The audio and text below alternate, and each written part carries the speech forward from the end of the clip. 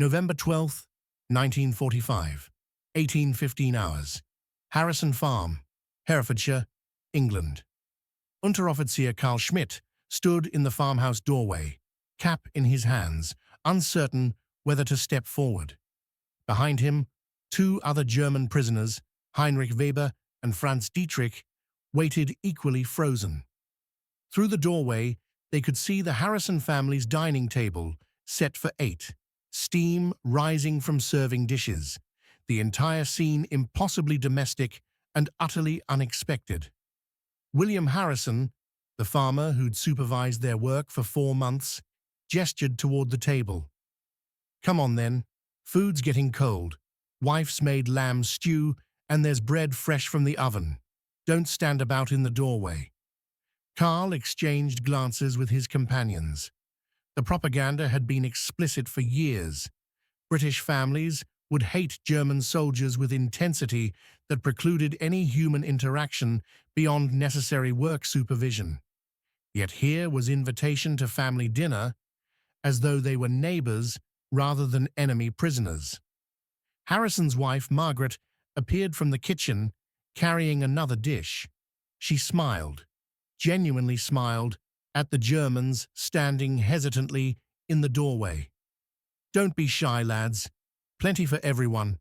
William tells me you've been working hard on the north fence. Least we can do is feed you properly." Carl stepped inside, his throat tight. The last time he'd sat at family dinner table had been Christmas 1941 in Munich, before his conscription, before Stalingrad, before capture and transport to England, where he'd expected brutality but received only firm fairness that confused every assumption the Reich had taught him. He sat where Margaret indicated. Heinrich and Franz followed, moving carefully as though afraid sudden movement would shatter the illusion. Harrison's 3 children, 2 daughters aged 12 and 8, 1 son aged 15, watched the Germans with curiosity rather than hatred. The older daughter passed bread without hesitation. The younger daughter asked in careful English whether they liked lamb. Margaret served stew into Carl's bowl. The smell was overwhelming. Real meat, vegetables, herbs, actual food, prepared with care rather than institutional rations heated in mess hall. His hands trembled as he lifted the spoon. The first bite hit him with physical force. Flavor, warmth, the simple comfort of home cooking that he hadn't experienced in 4 years. He set down his spoon, covered his face with his hands, and wept. The arrangement. By late 1945, Britain held over 400,000 German prisoners awaiting repatriation. Germany was shattered, unable to receive prisoners quickly. Britain faced severe labor shortages, with millions of men still in uniform overseas. Agriculture particularly needed workers. Farms couldn't function without hands to harvest, maintain equipment, and perform daily labor. The solution was systematic assignment of German prisoners to agricultural work under farmer supervision. The prisoners would provide essential labor. The farmers would supervise them, ensure work was completed competently, and report any problems. Everyone understood. The arrangement was temporary. Repatriation would occur eventually. But meanwhile, farms needed workers, and prisoners needed productive activity. The program operated under clear guidelines. Prisoners worked standard 8-hour days, performing agricultural tasks. They received wages credited to accounts for eventual repatriation. They were housed in camps or converted facilities near farms where they worked. Guards accompanied work parties initially, but supervision relaxed as prisoners proved reliable. The work was real and necessary. These weren't token assignments, but genuine agricultural labor that kept British farms operating. What guidelines didn't anticipate was that daily work would create relationships that transcended the prisoner-supervisor dynamic. Farmers and prisoners worked side by side for months. They faced shared challenges, broken equipment, bad weather, difficult tasks requiring cooperation. The work created context for interaction that went beyond minimal necessary communication. William Harrison had received 3 German prisoners assigned to his farm in July 1945. 200 acres required more labor than his family could provide, especially with his oldest son having been killed at Caen. The Germans were practical solution to labor problem, nothing more. But 4 months of daily work had transformed them from anonymous prisoners into individuals he knew. Karl, who'd been clerk before conscription. Heinrich, former teacher. Franz, apprentice carpenter. The daily rhythm. Work created familiarity through shared routine and accumulated small interactions. Mornings began with roll call at the prisoner camp, followed by transport to assigned farms. Karl, Heinrich, and Franz would arrive at Harrison Farm around 7, receive days' assignments, and work until 4 with break for midday meal. The work varied: repairing fences, harvesting remaining crops, preparing fields for winter, maintaining equipment, feeding livestock. Harrison supervised, but also worked alongside them. He'd demonstrate tasks, expect competent execution, correct mistakes without hostility. The relationship was professional. He wasn't friend, but wasn't cruel overseer either. Just farmer teaching workers how to do agricultural tasks properly and expecting reasonable effort. The first weeks had been awkward. The prisoners spoke minimal English. Harrison spoke no German. Communication occurred through gestures, demonstrations, and gradual learning of essential vocabulary. Fence and hammer and careful and good work became shared language that bridged the gap between employer and enemy. Small gestures accumulated. Harrison would bring tea during morning break. Nothing elaborate, just hot tea in tin cups. But the gesture acknowledged the prisoners as men who deserved basic consideration during cold mornings. Margaret would send extra sandwiches for midday meal when she knew afternoon work would be heavy. The children would watch the prisoners work, curious about the Germans who looked surprisingly ordinary. The prisoners worked competently. Karl had never farmed before conscription, but learned quickly. Heinrich had grown up rural and understood agricultural tasks instinctively. Franz's carpentry skills proved valuable for repairs. They worked steadily, without complaint, grateful for outdoor labor that was demanding but not deliberately cruel. Harrison noticed their competence and began trusting them with complex tasks. By October, they were working with minimal supervision, repairing equipment independently, managing livestock care, making decisions about task priorities. The relationship had evolved from wary supervision to functional teamwork. The storm. The invitation to dinner came after a particularly difficult day when November storm made outdoor work impossible. The storm had struck mid-morning. Heavy rain, driven by wind that made standing upright difficult. Harrison had called off work and sent the prisoners to shelter in the barn. They'd waited there for hours, cold and wet despite the shelter, expecting eventual transport back to camp. By late afternoon, the storm hadn't broken. Transport wouldn't come in this weather. The prisoners would spend night in barn, with minimal heating and no proper evening meal. Harrison looked at the barn from his kitchen window and made decision that required no deliberation. He walked to the barn. The prisoners stood when he entered, assuming they were being moved. Instead, Harrison said simply, "Storm's not breaking. You'll stay here tonight. Come up to the house for dinner first. Wife's made stew, and there's no point you sitting out here cold." The prisoners stared. Karl found his English. "You want we come dinner? Your house? That's what I said. Food's ready. Family's waiting. Come on. The walk from barn to farmhouse felt surreal to the prisoners. They were entering British home as invited guests, rather than prisoners or workers. Everything they'd been taught about British hatred suggested this was impossible. Yet, it was happening. The dinner.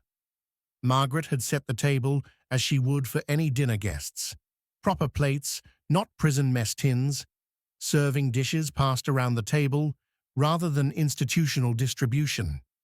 The food was home cooking. Lamb stew with vegetables, fresh bread with butter, tea in actual cups.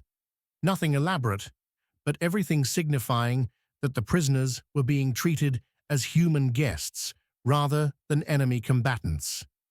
The Harrison children participated with mixture of curiosity and careful politeness their parents had instilled. The older daughter, Sarah, asked in careful English about Germany, not about the war, but about ordinary things. Did they have farms like this? What did German bread taste like? The questions were innocent and humanizing, treating the prisoners as people with homes and lives rather than as faceless enemies. The younger daughter, Emma, offered bread to Franz with shy smile. Franz took it carefully, as though the gesture might break if handled roughly. He'd been 19 when conscripted, had seen things in Russia that aged him decades, and this child's simple kindness hit him with force he couldn't process. He nodded thanks, unable to speak. Harrison's son, Thomas, sat quietly. He'd been 14 when his older brother died at Caen, killed by German defensive fire during the Normandy campaign. He looked at the German prisoners eating at his family's table, men who might have served in units that killed his brother, and struggled with emotions he couldn't articulate. His father noticed, but said nothing, letting his son work through complicated feelings privately. The conversation was halting, but genuine. Harrison asked about their families in Germany. Karl described his daughter in Bremen, whom he hadn't seen in 4 years, whose home had been destroyed by bombing. Heinrich spoke of his wife teaching school in Hamburg, struggling to survive in destroyed city. Franz mentioned parents in Bavaria, rural area that had escaped worse destruction but faced starvation from failed harvests and disrupted food distribution. Margaret listened with quiet sympathy. Her brother had been killed in North Africa. She'd lost friends to bombing during the Blitz. Yet these German prisoners sitting at her table were not abstract enemies. They were men with families suffering through war's aftermath, men who'd been conscripted and thrust into conflict they didn't choose. At one point, Harrison mentioned his oldest son. The table fell silent. Karl looked directly at Harrison and said quietly in careful English, "I am sorry. War took many sons. Mine also. My brother Stalingrad. He was 21. Harrison nodded slowly. For a moment, there were no sides, no nationalities, no war. Just men who'd lost too much.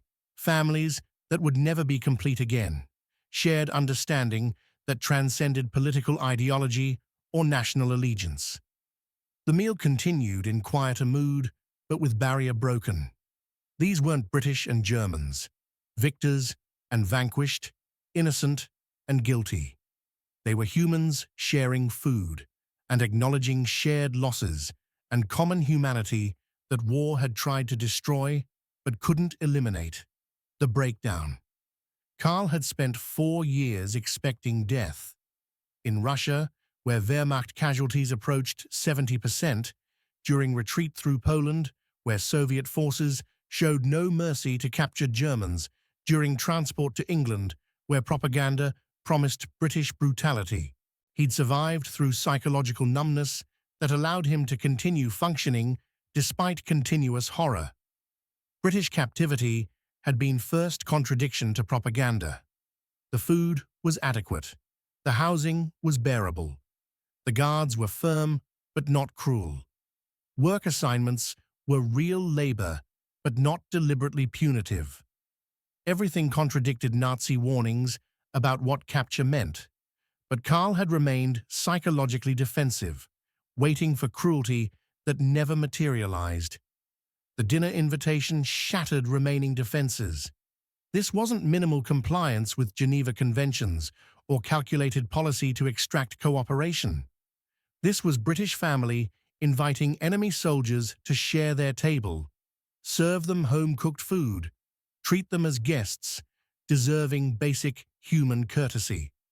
The kindness was incomprehensible within Nazi ideological framework that portrayed British as decadent enemies incapable of genuine civilization. Karl's weeping wasn't just about the meal, though the first real home cooking in 4 years contributed. He was processing collision between propaganda and reality, between expectations of hatred and experience of compassion, between identity as enemy prisoner and treatment as human being. The accumulated contradictions became overwhelming at family dinner table, where child offered him bread with smile. Margaret placed hand gently on his shoulder. "It's all right, lad. Eat. You're safe here." That simple reassurance, "You're safe," from woman whose nation he'd fought against, spoken while her husband, who'd lost sons, sat across the table, represented everything Nazi ideology couldn't explain. The British weren't weak for showing compassion to defeated enemies. They were demonstrating civilization that Nazism had tried to destroy but couldn't, because genuine civilization survived even total war. The integration. The dinner became precedent for continued interaction that evolved beyond employer-worker relationship. The storm passed overnight. The prisoners returned to work the next day, but something fundamental had shifted. They'd been guests in British home. They'd shared family meal. They'd been treated with dignity that couldn't be forgotten or dismissed. The work continued, but the dynamic was different, less formal, more collaborative, characterized by mutual respect rather than minimal necessary interaction.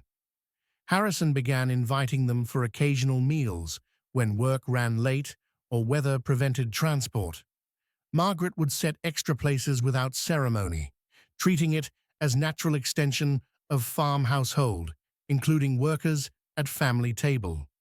The children became comfortable around the Germans, asking questions about Germany, teaching them English phrases, including them in household activities. The prisoners responded by working harder, taking initiative, demonstrating appreciation through competent labor rather than words they lacked English to express. They repaired equipment beyond assigned tasks, worked extra hours when harvest demanded it, helped with projects that benefited the farm without being specifically ordered. The gratitude was expressed through actions that showed they understood kindness they'd received and wanted to reciprocate. Other farms noticed the arrangement and implemented similar practices. German prisoners eating at British family tables became common enough in rural areas that it stopped being remarkable. The practice wasn't universal. Some families couldn't overcome grief or anger to extend such hospitality, but many discovered that treating prisoners as human beings rather than abstract enemies created better working relationships and sometimes genuine friendships. The photographs appeared in newspapers by early 1946, images of German prisoners working alongside British farmers, sitting at family tables, participating in village events. The pictures sparked debate. Some readers condemned fraternization with enemy. Others praised British capacity for showing mercy to defeated foes. Most simply recognized that rural families were making practical decisions about how to manage prisoners assigned to their supervision, and that kindness produced better outcomes than hostility. The repatriation. When notification came that the prisoners would be repatriated to Germany, the parting was more difficult than anyone anticipated. Karl, Heinrich, and Franz had worked at Harrison Farm for 7 months by the time repatriation orders arrived in February 1946. 7 months of daily work, occasional family dinners, accumulated interactions that had transformed them from anonymous prisoners into individuals the Harrisons knew. The notification that they'd be transported back to Germany within days created unexpected emotional complexity. The prisoners felt relief. They'd be reunited with families, return to homeland, resume interrupted lives. But they also felt gratitude bordering on affection for the Harrisons, who'd treated them with decency that contradicted everything Nazi propaganda had taught about British character. Leaving felt like abandoning people who'd shown them unexpected kindness during their lowest period. The Harrisons experienced similar complexity. The prisoners had been essential workers whose labor kept the farm operational. Replacing them would be difficult, but more significantly, they'd become familiar presences, men whose personalities the family knew, whose stories they'd heard, whose humanity they'd acknowledged. Sending them back to destroyed Germany felt wrong despite being necessary. The final dinner occurred the evening before departure. Margaret cooked special meal using hoarded rations, proper roast with vegetables, dessert made from preserves she'd saved. The table conversation was subdued, everyone aware this was farewell. Karl attempted to express gratitude in English that remained halting despite months of daily use. "You give us humanity. We thought British hate us. You show kindness. We do not forget." Harrison's response was characteristically understated. "You earned it through honest work and decent behavior. That's all we ask of anyone." Margaret prepared packages for each prisoner: bread, cheese, some dried meat, small comforts for journey to Germany that would be long and likely difficult. The gesture was maternal, transcending nationality or former enmity. These were men she'd fed for months, whose stories she'd heard, whose humanity she'd acknowledged. Sending them away empty-handed was unthinkable. Thomas, Harrison's son, shook hands with each prisoner, formal gesture that acknowledged complicated emotions he'd navigated over 7 months. These men hadn't killed his brother specifically, but they'd served the regime that had. Yet they'd also worked honestly, behaved decently, and suffered losses similar to what his family had endured. The handshake represented acceptance of moral complexity that couldn't be reduced to simple hatred. The departure. The truck arrived at dawn. The prisoners loaded minimal possessions, said final goodbyes, departed toward processing center that would organize transport to Germany. Karl looked back at Harrison Farm as the truck pulled away. The farmhouse where he'd been treated as guest, the fields where he'd worked, the family that had shown him kindness he couldn't fully express gratitude for. The farm disappeared behind hills as truck continued toward camp. In his pack, wrapped carefully, was the bread Margaret had baked. Beside it was photograph. The Harrisons had taken picture of the 3 prisoners standing with the family, and Margaret had insisted they keep copy. The image showed British family and German prisoners together, smiling. The war over and humanity reasserted through simple act of standing together for camera. The journey to Germany took weeks. The bread lasted 3 days. The photograph lasted lifetime. Karl would keep it on his mantel in rebuilt Bremen apartment, showing it to his daughter when she asked about his time in England. He'd described the Harrison family, the farm work, the dinners at their table, the kindness that contradicted Nazi propaganda, and taught him what civilization actually meant. The table. Harrison Farm, November 1946. 1 year after that first dinner. The family gathered for evening meal at the same table where German prisoners had sat. The chairs were occupied by family only now. The prisoners had returned to Germany. New workers hadn't been assigned. The farm managed with family labor, augmented by seasonal help. But the memory remained. Margaret sometimes set table and recalled German prisoners sitting where her daughters now sat, men who'd wept at simple kindness of home-cooked meal. Thomas had gradually made peace with complicated emotions about enemies at family table, understanding that his brother wouldn't have wanted him to carry hatred forever. The daughters remembered the Germans who'd worked on the farm and sometimes asked what had happened to them. William looked at the table and thought about Karl's letter, about men who'd arrived as prisoners and departed as something approaching friends, about kindness that cost little but meant everything to men who'd expected brutality. The experience had reinforced beliefs he'd held, but war had tested, that treating people decently was right, regardless of politics, that fairness produced better outcomes than cruelty, that civilization meant maintaining standards even toward defeated enemies.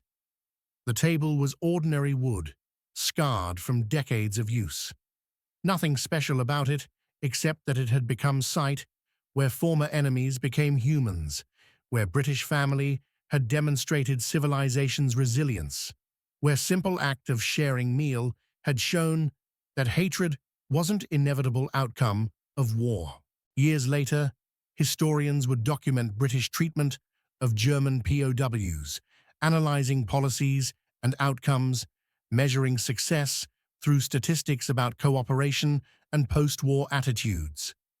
The documentation would show systematic fairness, calculated policies that balance security with decent treatment, strategic thinking about long-term consequences of how defeated enemies were managed. But the real story was simpler and more profound.